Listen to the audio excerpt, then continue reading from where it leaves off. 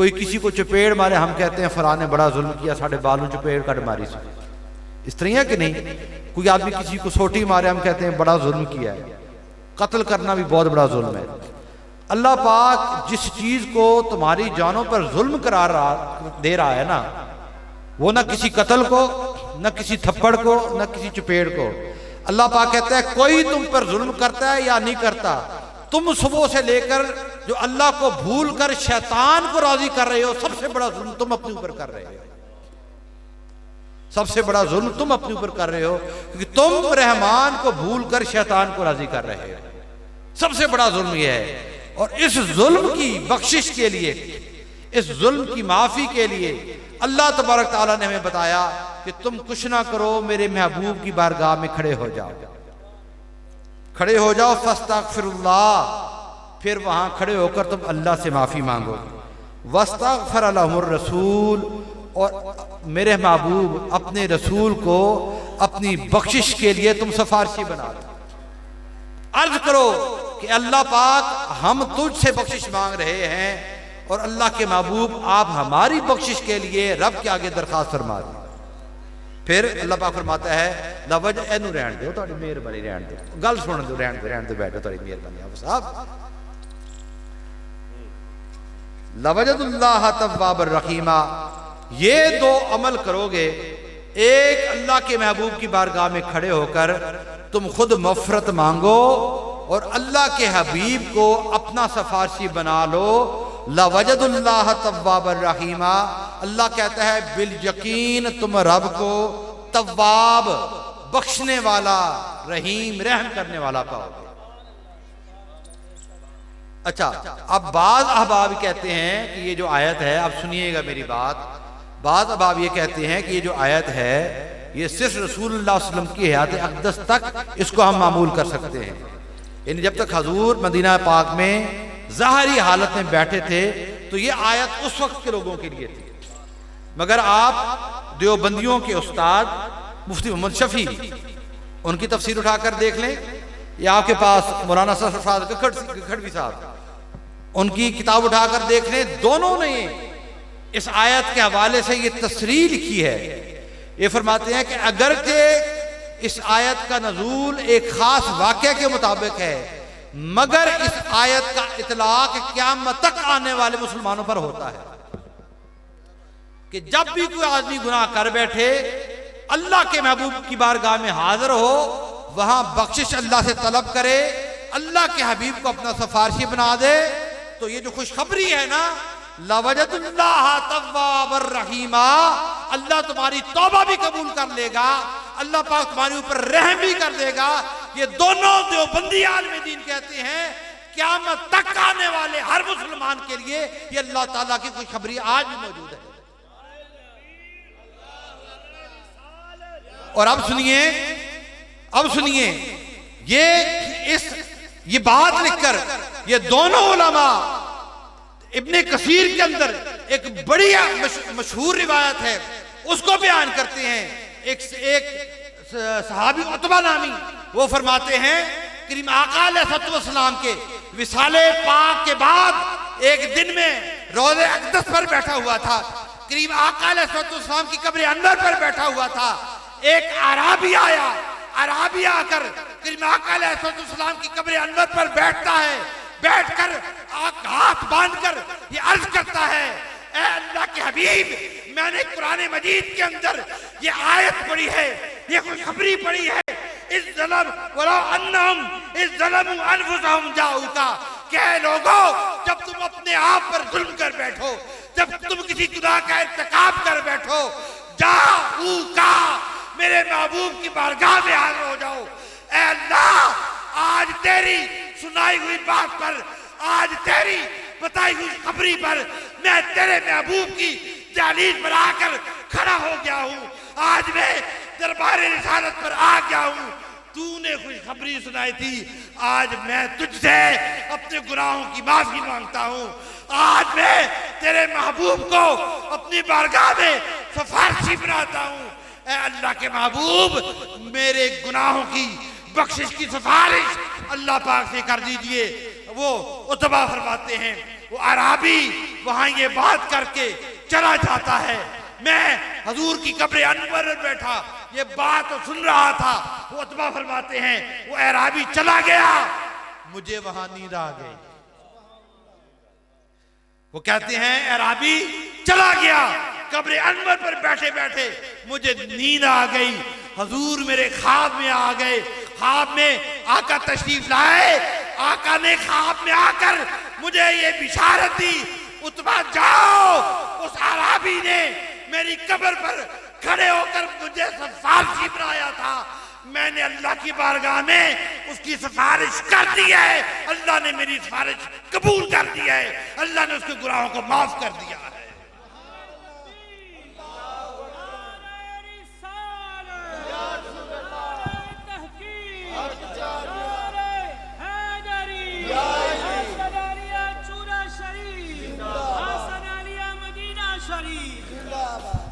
मैं हजूर एक दफा रियाजुल जन्नह के अंदर बैठा हुआ था, तो मेरे साथ एक शाम के बुजुर्ग बैठे हुए थे।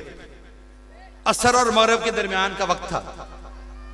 तो मुझे पूछते हैं कि आप कौन सी जुबान बोलते हैं। मैंने कहा जी उर्दू है, इंग्लिश अच्छी बोल लेता हूं, अरबी बोलते हुए एक अरसा दराज हो गया, समझ लेता हूं, बोलता थोड़ा थोड़ा हो।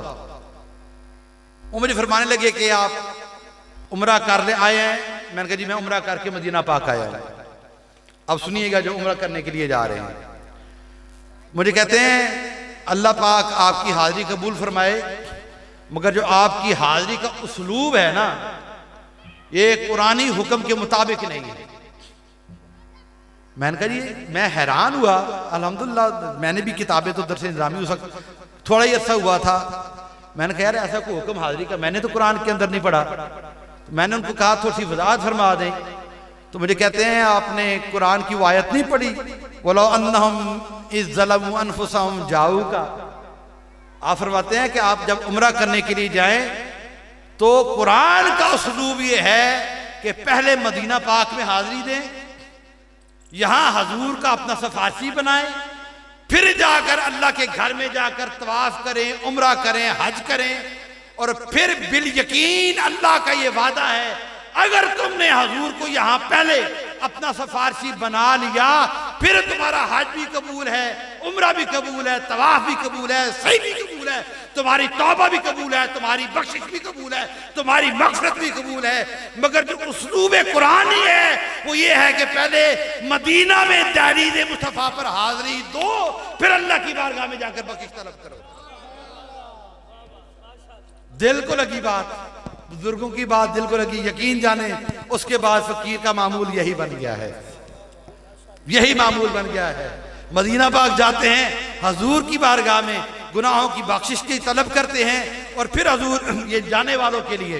मुझे किसी बुजुर्ग ने बताया था कि शाह जी किबला जिंदगी में अगर कोई दुआ कबूल ना हो रही हो तो आपको एक रास्ता बता देता हूं। मैंने कहा जी फरमाएं।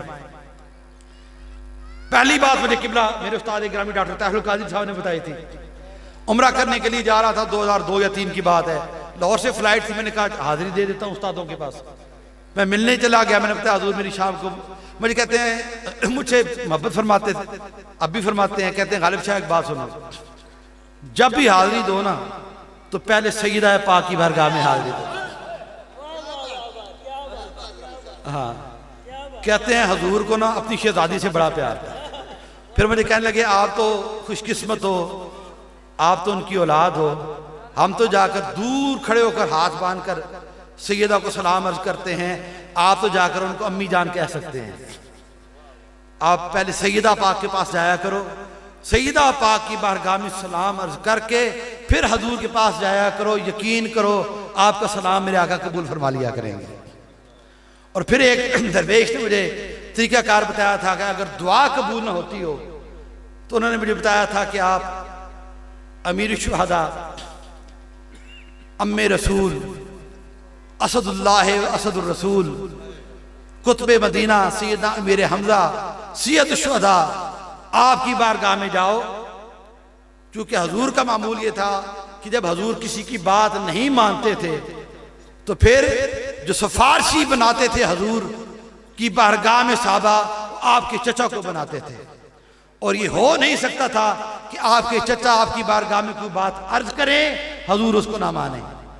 तो मुझे उस दरवेश ने कहा कि जब कोई दुआ कबूलियत के लिए हो, सैयदा की बारगाह में सलाम अर्ज करके अमीर शुहदा की बारगाह में चले जाओ और अर्ज किया करो कि ए अमीर शुहदा, हजूर की बारगाह में हमारी इल्तिजा पेश फरमा दें, ताकि हजूर अल्लाह की बारगाह में हमारी दुआ को कबूल फरमाएं। यकीन करें शादी के बरा फकीर का मामूल है, फकीर ने आज तक इस अमल पर इस पर अमल करते हुए आज तक जो भी मांगा है, दरे मुस्तफ़ा में भी कबूलियत मिली है, दरे खुदा से भी कबूलियत मिली है।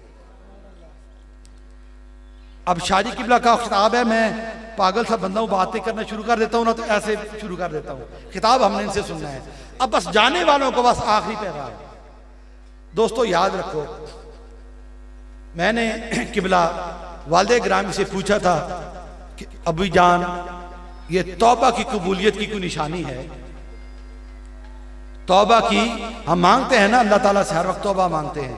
तो मैंने पूछा था किबला वालिद ग्रामी से कि अब्बा जान, ये तौबा की कबूलियत की कोई निशानी है? तो मेरे अब्बा जी ने फरमाया था कि गालिब शाह, तौबा ये है कि जिस तरह भैंस के थनों से दूध निकल आए ना तो वापस नहीं जाता, तौबा की निशानी है, कबूलियत की निशानी यह है कि अगर उसने सच्चे दिल से तौबा की हो तो जिस तरह थनों से निकला हुआ दूध वापस थनों में नहीं जा सकता, बंदा तौबा कबूल करवा के वापस उस गुनाह की तरफ नहीं जा सकता। यह कबूलियत की निशानी है। और फिर ये जो उम्रा करने के लिए जाते हैं, हम हज करने के लिए जाते हैं, दरे रसूल पर जाते हैं, कोई जाने हाजिरी कबूल हुई है, कोई जाने हाजिरी कबूल नहीं हुई।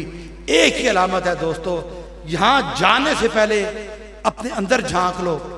आज जो चीजें शरीयत के मुताबिक तुम्हारी जिंदगी में नहीं है, आज वो अमाल जिसे तुम खुद समझते हो कि ये अमाल अल्लाह को खुश करने वाले नहीं है, अगर तो दोबारा जब तुम्हारा पैर लाहौर एयरपोर्ट पर पड़े और उस कदम के बाद अगर वो बुराई तुमसे दूर हो जाए तो समझ लेना ये तुम्हारा उम्रा अल्लाह ने कबूल कर लिया है। समझ लेना अल्लाह की बारगाह में तुम्हारी हाजिरी कबूल हो गई है। और अगर जाकर फिर वापस आ जाएं, वो किसी ने कहा है ना कि रात को पी सुबह को तौबा कर ली, रिंद के रिंद रहे हाथ से जन्नत ना गई। तो ये इस तरह की तौबा दोस्तों अल्लाह पाक को कबूल नहीं है। जाने से पहले एक वादा करके जाएं कि अल्लाह के हबीब, हम तुम्हारी बारगाह में हाजिर हो रहे हैं, अल्लाह के घर में हाजिर हो रहे हैं। आज जो गलतियां मेरी जिंदगी में शामिल हों, वहां हजूर की बारगाह में वादा करके आए कि हजूर आपके दर पर खड़े होकर ये वादा कर रहे हैं कि जब वापस पलटेंगे इन गुनाहों से दूर होकर पलटेंगे। बिल यकीन ये हाजिरी अल्लाह ताला फिर आपकी कबूल फरमाएगा।